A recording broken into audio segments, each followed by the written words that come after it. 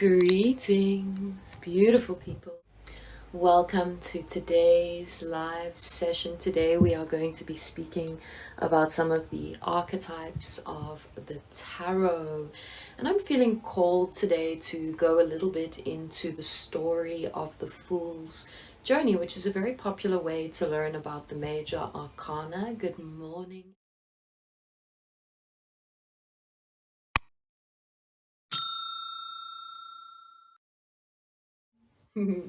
And to anyone who might be new and tuning in for the first time, hello, my name is Carla. I'm a psychic. I channel a group of higher dimensional light beings whom I refer to as the Blue Team. And today we're really going to be talking about the potency and the power of the tool of the tarot cards. Such a profound way to communicate with the universe, with your own psyche, with spirit, with guides.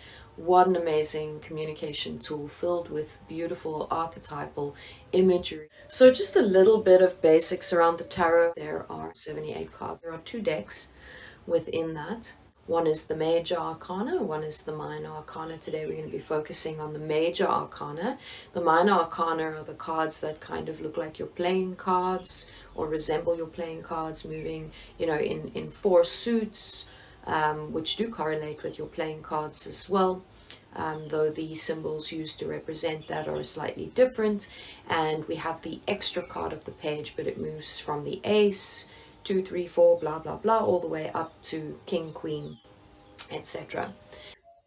So within the major arcana, we have 22 cards, but because they are started, the number starts at a 0, it goes 0 to 21, which gives us a total of 22 cards. And quite often the story that is told to help us to tap into these archetypal life patterns that are told through the story of the major arcana is called the Fool's Journey, or sometimes referred to as the hero's journey. And of course the fool is the hero, and I think quite often we misinterpret the idea of what the fool is, right? Sometimes we think the fool is foolish, like doesn't have the capabilities, but really the fool has that imprint of all possibilities, right? Because of course when we're at the beginning of any new journey within our lives, whether that be from the day we're born, starting the journey of our full arc of our life, or whether we're starting a new job or just starting a new project, or even moving home, right? Moving to a new place, a new environment, that is all represented in a way that moves through these archetypal patterns. And of course, we don't have the experience that we need in order to move through that journey just yet. Yet, of course, the journey of moving through that helps us to gain wisdom and to grow, to discover more of ourselves. So I would love to hear from those of you that are here. How many of you are already familiar with the tarot? Do you have your own tarot deck? Is it something you explore and play with? And I think, as with many things in life, in fact, most things in life, I think our study is never quite done, right? There, there is always more to learn. So I think while I share the information that I have, in no way, shape, or form will that ever be complete, because I will always be learning and discovering more and going deeper into these archetypes myself. So we're really just, opening up a small doorway into starting to tap into the journey of the Fool. I'm still learning. I've been reading tarot for, I think, 15 years, and I've been reading cards for longer than that, but the tarot, specifically the tarot, yes, 15 years now. So, and certainly that journey goes deeper and deeper and deeper. And part of the thing that I wish to share really about the tarot is that even if you are not done with your practice, with your learning, with your study, doesn't mean you can't read the cards. You can read the cards even with zero knowledge, because what you do have is the knowledge that you have gathered throughout your entire life, and you can find things in the imagery that reminds you of stories from your own life, right? And I think that's so important, that you can step into that even while you're learning and deepening the knowledge and understanding and tapping into the archetypes. You can always explore deeper, so you'll never be done. You'll always be learning, especially if you have an interest in the tarot. I really think it's a profound tool for exploring deeper your own spirituality, your own psyche, your own imprints. There's just so much there. There's just, I mean, it's an imprint of life, really, right?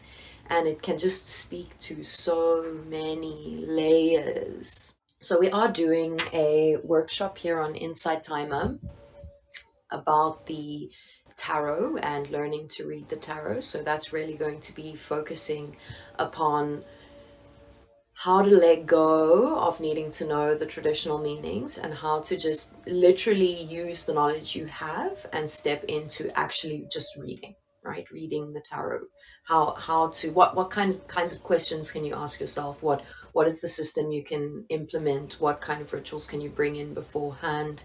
And stepping into that trust, right? Stepping into that trust. All right, so let's begin to tap into the journey, right? That life journey. And I think it's, most important to understand that all of these aspects of the journey can speak to multiple layers and metaphors, and it can speak to overarching your entire lifespan. It can speak to also smaller journeys within that lifespan, right? And this is the sort of imprint of archetypes. And I don't know how many of you were on the last conversation that we had around archetypes, where we really went into the defining of archetypes. And I think the definition that I proposed that time was something around: archetypes are patterns, right? That are common across all societies, right? Across all of us. So, for example, the archetype of mother, right? All of us, even if maybe we grow up without a mother, right? Even if we don't know our mothers, we understand what mother is, right? And we understand that there's a lack of that, even if that isn't present. We understand what that's meant to be. We understand the kinds of traits and qualities that are meant to come with that. And we also understand that motherliness is not necessarily just your flesh and blood mother, right? Of course, you can pick up that archetype of mother in multiple people. Now, I have to tell you, the tarot deck that I'm using, it's my favorite tarot deck, is the Crystal Visions. And while this is loosely based similarly upon the much more traditional or almost standardized images of the Rider-Waite deck, right, which is the one that most people know, there are some slight differences to the deck that I'm speaking or using to show you today. So for example, here in the Fool, and I kind of like that it's like this. Normally the Fool is shown as a male or more androgynous looking figure, a figure that could be either male or female. So here we have a feminine representation of the Fool. My perception is that this artist just really wanted to highlight that the Fool can be feminine as well, right? It's really the hero of the story.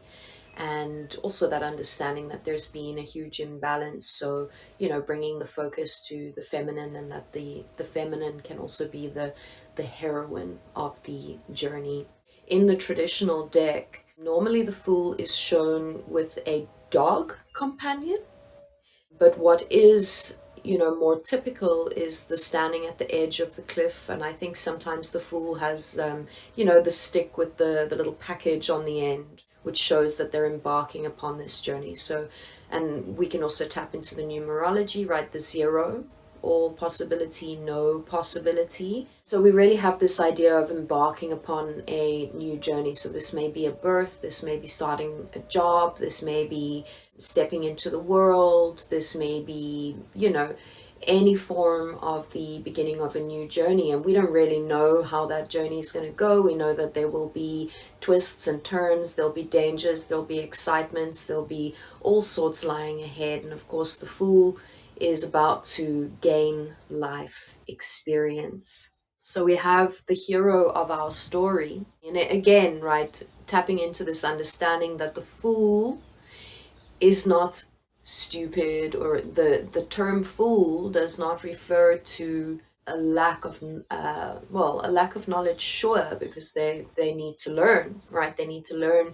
They're going to gain all of the knowledge of what is about to unfold on the journey, but it's not an insult, right? It's not like if you get the Fool in a reading that it says, oh, you're just foolish, right? No, that's not it. It's just that there is something new that you are about to embark upon, and you don't necessarily know everything you need to know for that yet, but you will learn as you go, right?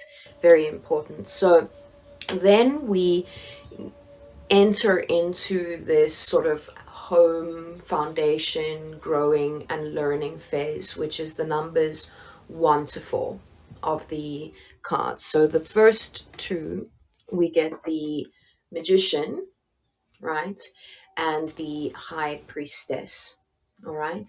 And these two, if we're speaking through the idea of the Fool's journey, because it's not the only way to interpret these cards, so please bear that in mind as well, right?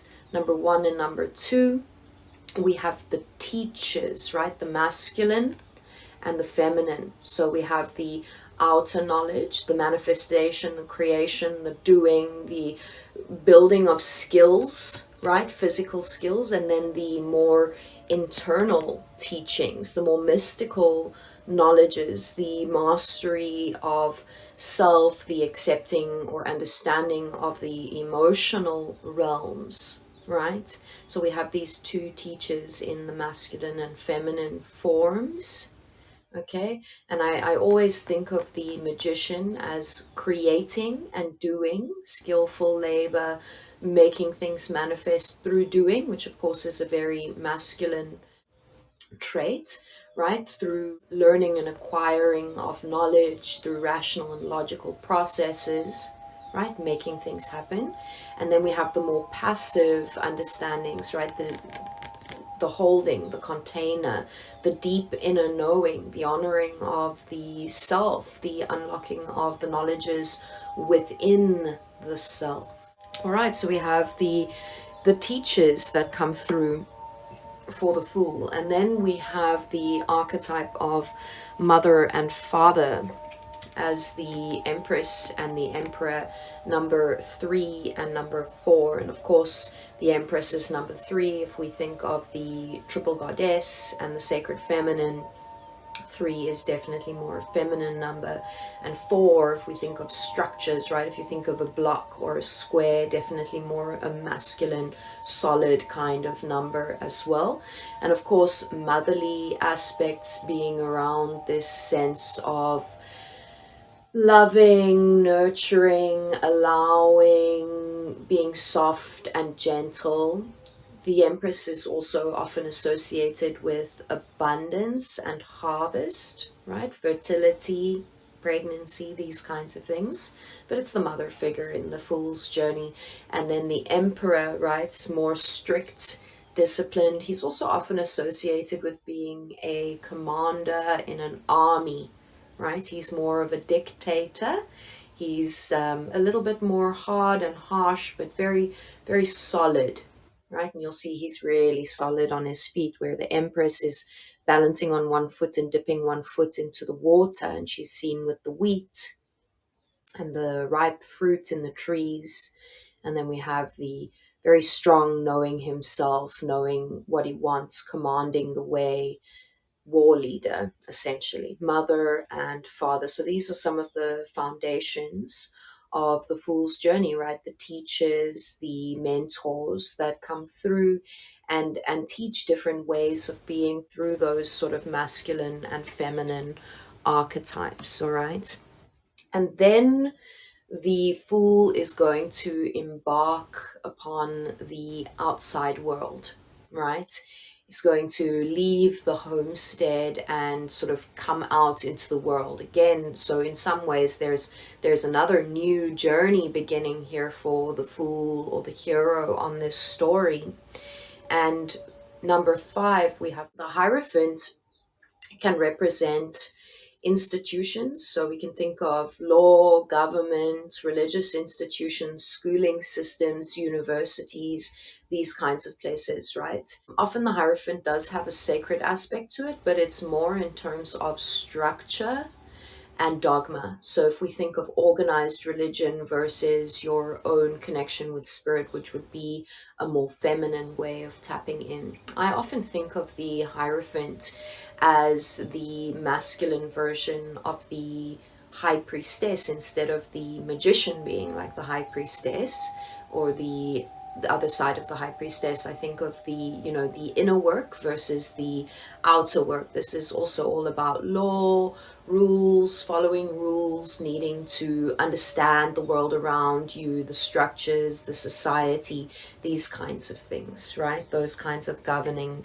things, right? And then, of course, on the fool's journey, the fool is feeling lonely, wants a partner, and calls for that and embarks upon the love journey, which is represented by the number 6 card. So here we have the ideas of marriage, which of course, follows on quite nicely from the Hierophant, because of course we have the institution, right? And of course the institution of marriage, coming together, joining together, having partnerships, relationships, right? Building relationships. And sometimes the Lover's card will come up to represent something like a business partnership as well. And these can be, soul connections in biz or in friendship as well. So it's really about relating with the world around you. Of course, more traditionally, we really are looking at the love relationship. And here we have it represented between man and woman, but we do get some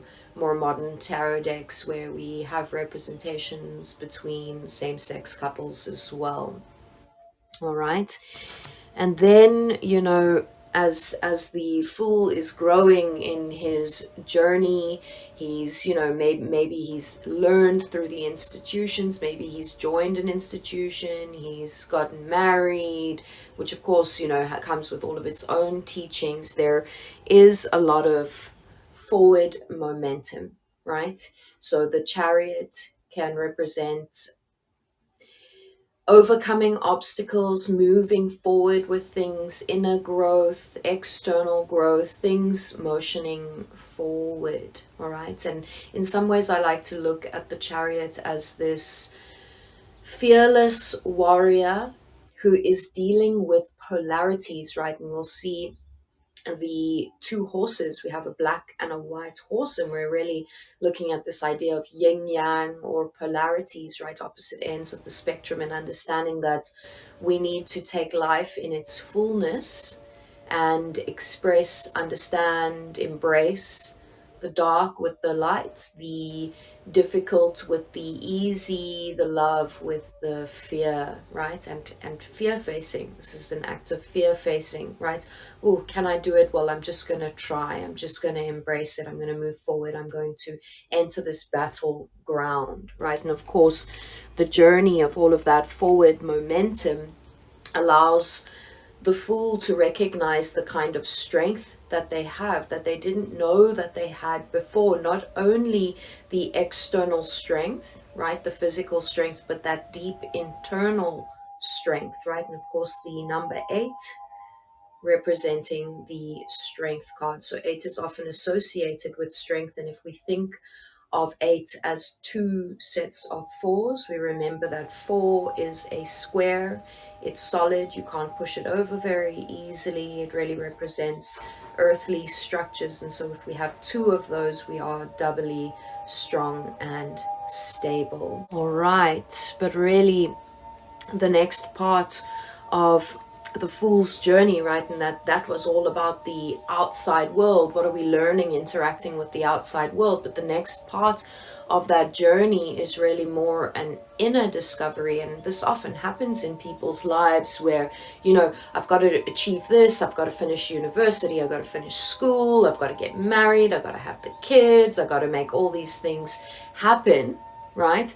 And then suddenly they go, okay, I've achieved some things in this external world, but what about how I feel? What about my soul? What about that journey, right? So the next phase is really about the inner journey. And so we begin with the Hermit, which is number 9. I quite like that the Hermit is number 9. Number 9 is about completion. Number 9 is 3 threes, and 3 is the sacred, right? So we have 3 squared, 3 by 3. So we really have this very, like, you know, deep connection, mind, body, soul. So this is, and of course, you know, we can see the Hermit as another teacher that the Fool meets upon their journey, in terms of like a sage or a priest who, you know, bestows knowledge upon them. But really, I like to think of the Hermit as the discovery of the inner teacher. And the Hermit, as the name suggests, is really about inner work, solitude, time alone, loneliness. And it's really about spending a lot of time in quiet contemplation, meditation, sitting in the darkness of the self in order to illuminate, right? It's the shadow work. It's really the beginning of, oh, I'm more than just my external, outward achievements. There's other stuff going on inside here. There's a whole world within to discover. All right, the Hermit. So that's really the beginning of that cycle, that understanding, right? And then we move to the number 10, and 10 is, you know, reducing to the number 1, so it's a beginning again, but it's the next journey, right? It's the next journey, and the discoveries within self really lead to these greater understandings of the wheel of life, the wheel of fortune, the understanding of the connection of within and without, above and below, the understandings of the great cycles, right? Because of course it's moving through his second cycle. So here in the wheel of fortune, we understand that there are cycles of life, past lives, karma, and that things will turn in our favor, that things will look up, and then of course they will turn against us again as well, which of course is the reversed wheel of fortune. So this is the cycle, and one thing is for sure, we shall move through multiple cycles within our life. So a very important card, the wheel of fortune, karma and cycles. And then quite interesting that the very next card, number 11, is the Justice card, right? And a lot of this inner work is leading to the understanding of the ethics, right? The ethics of the roles that we play in standing up for justice and standing up for what is right, but also understanding that in the greater scheme of things, things do balance out. And of course, 11, 1 and 1 making 2, we have the direct link to this idea of balance, right? Of course, 2 is balance and the scales. So justice, and of course linked with Libra, right? Also represented by scales. We have this greater understanding of justice, the enforcing of justice, the consequences that our actions have, not only in terms of law and justice, but in terms of that understanding of the great cycle of life and karma. And then we have, you know, this sense of the Fool wanting to stand up for what is right, wanting to move forward, maybe even wanting to go into some kind of battle to stand up for what is right. Maybe it's a war, maybe it's a law battle. All right, whatever it is, there's this feeling of needing to take action, right? And to move forward with that. But sometimes what happens in our life is we want to move forward, and we feel this urgency in moving forward, but something is causing us to pause. Actually need to shift the point of view here. Oh, I don't need to carry the whole world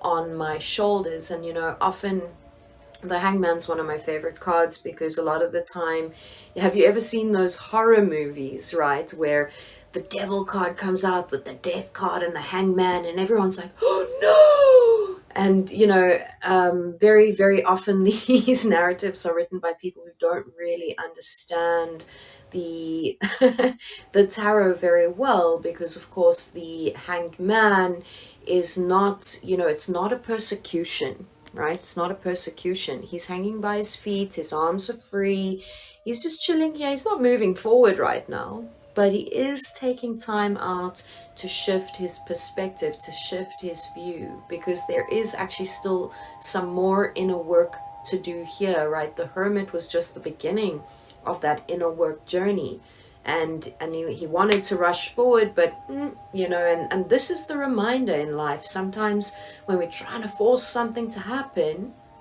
and it's not happening, there is something inside us that needs to be seen, and something that needs to shift. And so we're being given the golden opportunity to pause before we can move forward, right? And of course, a lot of that inner reflection, a lot of that surrendering, right? So the Hangman is also a card of surrender and acceptance. That is really one of the sort of keys that helps us to enter into intense, immense, huge transformation, right? Which is represented, of course, by the death card. Now, of course, the death card can represent an actual death, but an actual death is also a transformation and a huge life lesson, a huge shift, right? So, of course, if this hero has lost, say, their partner or their father or their mother, all of those would represent a very similar thing that needs to be integrated, transformed, allowed, and understanding that the life is shifting, right? But I always like to, and I think most of the time, the death card is speaking about an inner transformation. But again, physical death also causes inner transformation. And this transformation allows the hero to step into a deeper understanding of temperance, of moderation, of balance, because perhaps there were some very extreme ideas before, right? When the fool wanted to embark upon this very potent journey, and I want to move forward, I want to move forward, and then there were these handbrakes. Oh, I need to do some more reflecting, I need to do some shifting of my viewpoint here, right? And then that transformation happened, and then the fool realized, oh, I don't need to be extreme on the one end or the other. It's really about the moderation, and we can think of this in terms of, say, for example, alcohol consumption. A little glass of wine here or there is not going to do huge damage, but if you are drinking a bottle of wine every single day, that's going to have an intense effect on yourself and your life, right? But you don't need to be an extreme, crazy person on either end of the spectrum. That it really is through balance in life that you are able to access your powers, and moderation, right?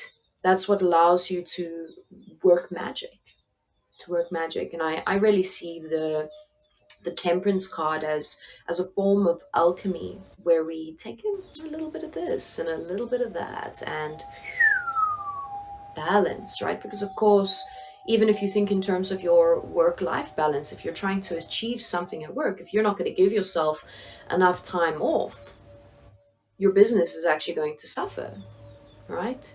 Temperance and balance. And then of course we have the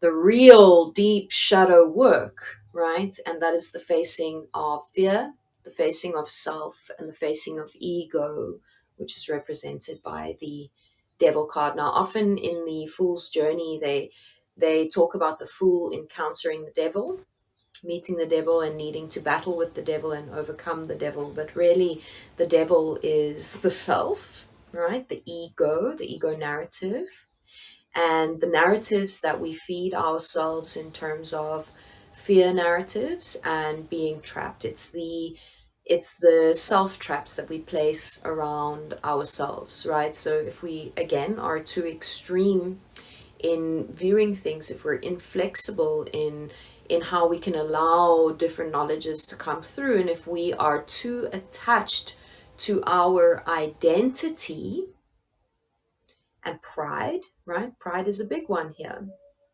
If we're too attached to that, then the pride is huge, and then we're not seeing ourselves, right? And we hinder our own growth. So here we have the overcoming of the ego, the dissolving of pride, the dissolving of fear narratives, and the stepping into the I amness and the connection. It's a step closer, of course, after overcoming the devil. It's a step closer to integrating, the mirror of what the world is. But of course, the very next thing that we encounter on this journey is the tower, right? And the tower is on a more global level or a more broad level. So it's almost like the devil external to us, right? The collective devil or ego consciousness of all. And this is the crumbling of structures. It is pandemic. It is the sort of that's difficult, right? It could even be natural disasters, right? So this is some kind of huge catastrophic event, right? And of course we all go through these moments in life, and collectively as well. Of course we can all look back at the still lingering effects of COVID, right, which is a really truly global experience that we moved through together. And very, very, very interesting actually in terms of the tower following the devil, because this is almost the reflection. It is, and it's part of the medicine of facing the fear, right? And the mirror that is shown to us through this really helps us to tackle and deal with and see the ego, right? Which of course is that devil card. And of course, in overcoming, in seeing through the illusion of the pandemics, the catastrophes, the crumbling, the falling of structures, in allowing ourselves to move through those experiences, right? Allowing ourselves to grow from those experiences, we really have come to the knowledge or to the ability of being able to find the light within the dark. And of course, stars shine brightest in the darkest of skies. And so we find that glimmer of hope in between all of the difficulty, all of the challenge, right? And this is all still actually, even though we have this idea of the global catastrophe, this is still the inner work, right? Because it's the understanding of that reflection that the world is showing us of ourselves as well, right? And so this is the card of hope, the star card. It's also resonant to the number 8, right? And we have 8 stars shining above her head. So we also have that deep inner strength to find the hope in the darkness. And when we are able to cultivate and find that for ourselves, we really can move on to the deeper understanding, the illumination of that journey, the understanding of the emotions of the self, a deeper mystical knowledge, right? So the moon card is often talking about tapping into your dream space, tapping into your own intuition, tapping into your own divine wells of wisdom. So this is really that deep inner work the moon, right? Illuminating those parts of the self, right? Understanding the cycles on a deeper level, understanding the self on a deeper level, tapping into the deep inner journey. And of course, it is through moving through that darkness, finding all of that light within the darkness, doing that deep inner work, that we are really able to step back out into the world, right? Because of course, when we change the inner world, the outer world changes. And that's when we're really able to step into a more profound sense of success that really shines from within. So this talks about external material success as well as inner joy, right? So the sun is really about happiness, expansion, and success. So we have this really beautiful achievement. Okay, sometimes the sun is talking about the joy of children as well. So here we see children.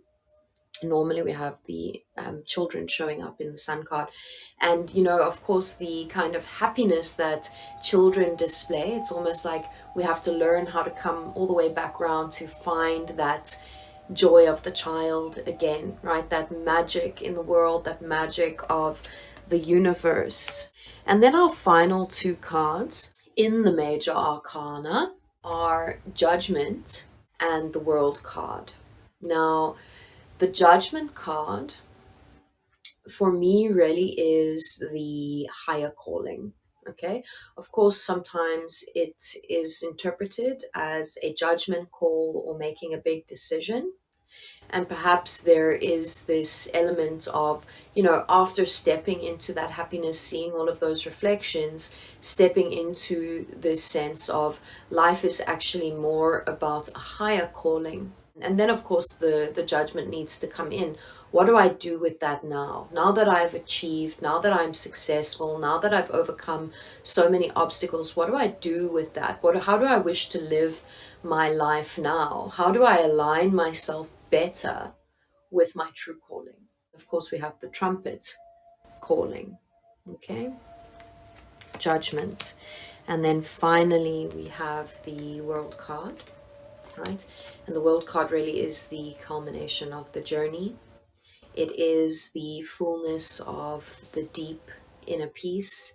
It is the overcoming of all obstacles, particularly those within the self, and understanding that when we do the self work, the world is at our feet. When we overcome the worlds within, everything in the external world falls into place. So this is about the achievement, not only the mastery of self, not only the mastery of the darkness, the devil, the overcoming of the ego, the facing of fear, the cultivation of deep inner peace, but really worldly pleasures as well.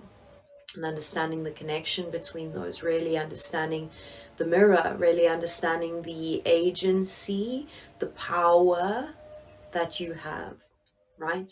It is completion, the card of completion. Sometimes we can denote something like travel across the globe, right? Of course, because of the imagery, these kinds of things can come through with this card as well. And, this is also something often people do once they've achieved a certain level of success. They go, oh, I can retire and I can travel and I can move freely and I can spread knowledges and I can connect with beautiful humans and allow for synchronicity, etc., etc., etc. And so there we have the story of our hero, which is represented by the Fool card. And of course, this allows us to speak through the archetypes of the major arcana in a way that creates a narrative. And so it makes it easier to remember some of the key words and key experiences that are represented by these different cards. And so at this point, I guess I would love to ask if any of you have any comments or anything you would like to share, anything you would like to ask as well. And I would love to hear from you what you thought of the narrative of the Fool's Journey. Have you experienced the Fool's Journey before? How long have you been playing with the tarot cards? I do have an upcoming workshop here on Insight Timer, which is reading the tarot, learning to read the tarot. I'm so excited to connect in with beautiful people for that. For me, when the sort of global announcements were coming out around everyone's shutting down, right? Societies are shutting down. People have to stay home. I was like, "Ooh, this is a hermit time." It was like hermit, tower, and for me, chariot as well was very pertinent. But the chariot, in terms of really understanding that holding of both polarities and the energy. And for me, there was a lot of forward motion, but the forward motion was not external, it was internal forward motion, right? A lot of people feeling triggered, a lot of needing to you can't go socialize, you can't do your normal things, so wow, you got to just be forced to sit and self-reflect. And I really feel like there was a huge global awakening happening. So when the pandemic started and the lockdowns first began, I actually did a painting. It was a self-portrait of myself as the hermit, which, yeah, for me was just a way of tapping into that archetype and allowing myself to explore that archetype as self. And I really enjoyed that. But yeah, for me, the number 9 Hermit card has been pertinent since 2020 or the end of 2019 even. Sometimes the hermit, the sage, the teacher within, I think a lot of the time we think that it's just going to be this sense of, I'm doing the soul searching and there I find something and it's beautiful and I'm like, ooh, I feel all connected. But really there is this side to the Hermit card that's very lonely, right? And really facing the feeling of loneliness is a huge part of that Hermit card, and overcoming the loneliness and coming back to that space of I am not alone, but I am all one, right? I'm connected to it all, and really finding peace, serenity, and deep connection with the self, right? Learning to be alone, very, very important part of the journey. I think sometimes as humans, when we step into, or when, because it's not consciously stepping into, right? It's when we feel overcome by doubt and fear. Am I a good enough? Am I worthy? All of those fears of like, is this the right thing? It's scary. It's scary. It's important for us to remember that every single person goes through that, right? And think of your heroes, right? Think of the people you respect most in this world. Every single one of them experiences that imposter syndrome. Maybe I'm too old or too fat or too thin or not fit enough or not knowledgeable enough. Maybe I'm going to make a mistake and say something I regret, and maybe people will find me ignorant. Maybe the generation gap's too big. Maybe I'm not going to deal with the technology. But every single one of us experiences that, and that's the facing of the fear, right? The devil card, right? The facing of those narratives, and understanding that the devil's not going anywhere. Devil lives within us, and the devil is not something to be demonized, right? It's something to be befriended. It's something to go, oh, I see, there's some fear coming through, there's some doubt coming through. Okay, right? Let's step back into my power. Let's step back into the truth, into the knowing, right? Because I can overcome anything, right? This is the journey I came through for, was to overcome that fear. All right, beautiful people, thank you for the beautiful session today. I really enjoyed speaking about the tarot. For those of you who are new, if you resonated, I hope you'll join one of my other lives where I do mini readings or group channeling sessions. If you resonate with the energy, I hope you'll hit follow. If you would like to tap into our guided meditations, that would be amazing. Go and check out our workshop.